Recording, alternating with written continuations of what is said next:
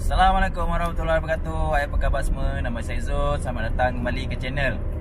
Baik, saya hari ni nak buat sharing sedikit lah kan. Sebagai bekas guru MARA, saya nak ceritakan hari ni tentang pengalaman interview dan apa yang bakal guru MARA perlu buat semasa interview guru MARA. Okay, sebelum tu kita stay tune dulu. Intro.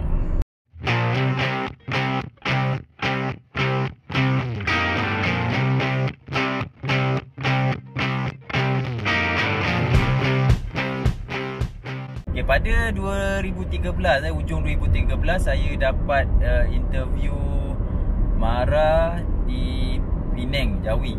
Okay. Dan waktu tu dapat apply. Pertama kena apply online dulu lah. Sebelum dapat interview tu kena apply online dulu. Dia akan buka setahun sekali. Dan nasib-nasib lah guys, nak dapat interview memang orang cakap nasib juga, bergantung pada jumlah yang apply. Waktu tu tak silap application lebih berapa puluh ribu lah. Lepas tu yang dapat apply interview dalam 3,000 ke 4,000 orang. Sebab sesi interview tu dijalankan selama 5 hari. Apa yang kita perlu sediakan pada hari interview, iaitu yang pertama, okey lah, kelengkapan sijil-sijil kita. Dia akan bagi tahulah apa yang kita kena bawa semua kan. Dan yang kedua adalah lesson plan. Okey, perlu rancang sebab dalam sesi tu nanti akan ada perlu mengajar dan sebagainya lah. Okey, saya ceritakan. Okey, perlu datang awal pagi. Pertama datang awal pagi dengan berpakaian formal. Laki perempuan semua kena pakai formal. Sediakan sijil-sijil yang diperlukan dan lesson plan daripada awal. Kemudian bila datang, okey, dia akan pecahkan ke dalam beberapa kumpulan. Datang awal pagi. Ada 4 stesen. Okey, pertama ada 4 stesen yang calon-calon guru MARA ni perlu hadap. Okey.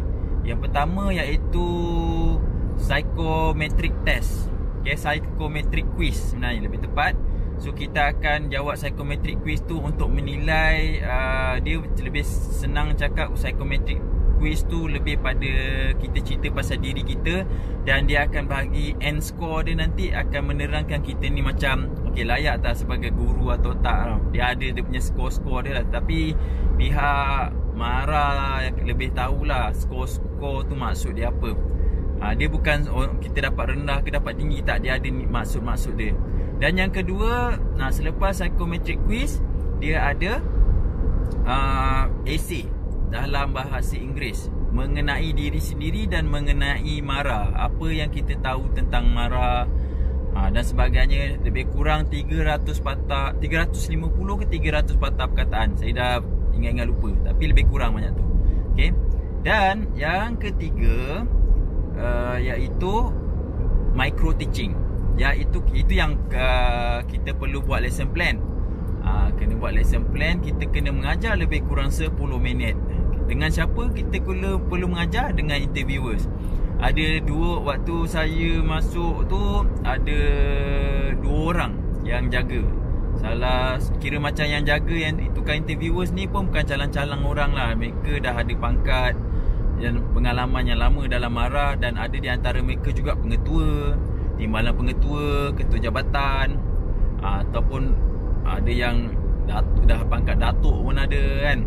Ada datuk, datin lah semua. Jadi orang-orang besar lah yang akan interview calon-calon guru MARA ni. Okay. Saya nak bagi tips sedikit masa membuat micro teaching. Okay. Ini pengalaman saya semasa buat micro teaching. Dalam 10 minit tu, pastikan kita masa sampai-sampai, okay, bahasa Inggeris is a must lah. Especially untuk subjek sains. Sains, matematik, bahasa Inggeris tu dia memang wajibkan untuk mengajar dalam bahasa Inggeris. Sebabnya apa tau? Memang MARA, MRSM terutamanya, dia punya bahasa perantara dalam kelas adalah dia bahasa Inggeris dan juga bahasa Melayu. Even bahan-bahan mengajar juga dalam bahasa Inggeris. Okay. So make sure korang perlu fluent bahasa Inggeris lah untuk jadi guru MARA ni. Kalau untuk subjek bahasa Melayu ke sejarah ke, itu tak lah kan. Itu pakai kira bahasa Melayu lah, sebab itu memang dah bahasa kan, samalah peringkat Islam dan sebagainya. Tapi untuk saya cerita ni berdasarkan pengalaman saya dalam guru sains lah. Okay, saya ambil fizik waktu tu. Okay, waktu mengajar, kita pertama sekali tu kita memang act sebagaimana kita mengajar dalam kelas, walaupun yang depan kita tu adalah interviewers. Kita kenalkan, okay, dia punya kena belajar mengenai 5E tu. Yang 5E tu saya dah lupa nama panjang dia, tapi dia ada engage, explain dan sebagainya tu lah. Maknanya kita ada intro, apa yang kita nak ajar.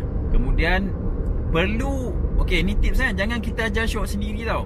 Kena ajar macam kita ada tanya soalan juga. Okay, ada tanya soalan. Pada kita anggap interview tu student kita tanya soalan, maknanya ada kontak. Dia nak menggalakkan student centered punya method. Bukan kita kita tulis-tulis dekat depan, kita cerita je kan. Dia tak jadi kan. Dia takkan jadi macam tu. So nanti bila ujung masa dah habis mengajar tu, dia akan komen lah kan, kita mengajar okey ke tak okey semua tau. To make sure korang ada eye contact, ada tanya soalan, dan okey, masa ada sikit lah nak bagi tahu, tak payahlah bawa alat bantuan mengajar yang besar-besar. Dulu tengok bawa sampai orang cakap apa, memang contoh lah, dia nak buat eksperimen pasal cahaya kan, bawa gelas cermin besar-besar tu kan. Sebab dia orang pemikiran dia simple je. Masa kau mengajar nanti kan, dah dapat nanti mengajar, kau buat tak benda tu. Dia nak benda yang senang dan kreatif. Kebetulan waktu tu saya memilih topik Bernoulli's Principle. Jadi saya hanya gunakan 2 helai kertas saja untuk menerangkan pasal Bernoulli's Principle. Jadi dia nampak, dia orang impress lah waktu tu. Okay lah, macam saya English so far okay, tak ada masalah. Jadi bila saya buat macam tu, kita pakai kertas, kita tiup nak nunjukkan pressure dan sebagainya apa semua tu kan. Dia impress dengan benda tu. Jadi dia orang suka lah. Okay, jadi waktu tu micro teaching saya berjaya.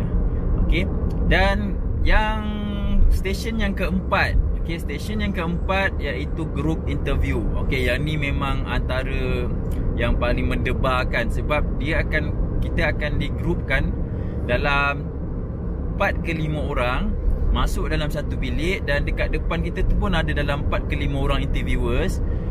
Dia akan masukkan ikut kos lah. Macam contoh, saya waktu tu digabungkan dengan calon-calon cikgu fizik.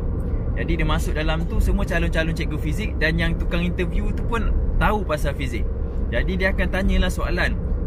Dan pertama tu semua duduk, okay, dan perkenalkan diri dalam bahasa Inggeris. Lepas tu masa tu saya silap tau. Saya terperkenalkan diri dalam bahasa Melayu, dia orang marah. So masa tu dah rasa lemak, dia start marah tu, cakap saya tak ada harapan je kan. Saya minta maaf lah, cakap I'm sorry, okay, I don't know, okay, my name is Zul Afandi, so I'm from Melaka, bla bla, semua cerita lah. Then dia akan tanya, okay, dia bagi satu study case. Waktu tu soalan yang saya terima adalah seingat saya berkenaan kasut. Okay, berkenaan kasut. Dia cerita, dia orang tanya bahasa Melayu. Dia tanya macam ni, okay, kalau dalam kelas, bagaimana anda ingin menerangkan kepada pelajar tentang pressure, tekanan, tentang pressure, dia cakap tu, dengan menggunakan apa yang ada di sekeliling. Waktu tu pasal pressure. Okay, saya pun cakap, dia tak tanya seorang-seorang, dia tanya siapa yang cakap dulu. Waktu tu kena show off sikit lah. Tapi tanpa orang kata tak adalah tanpa macam nak dominan sangat kan. Make sure bagi juga peluang dengan orang lain bercakap tau. So kira macam terangkan, okay, masa tu kebetulan saya cakap bahasa Inggeris. Okay, I use a tip of the pen and press on the palm of the hand. So palm, then if you feel pain, which it means that the pressure is very high, and you use the back of the pen and you press with the same amount of the force and you feel less pain, so which mean the pressure is less.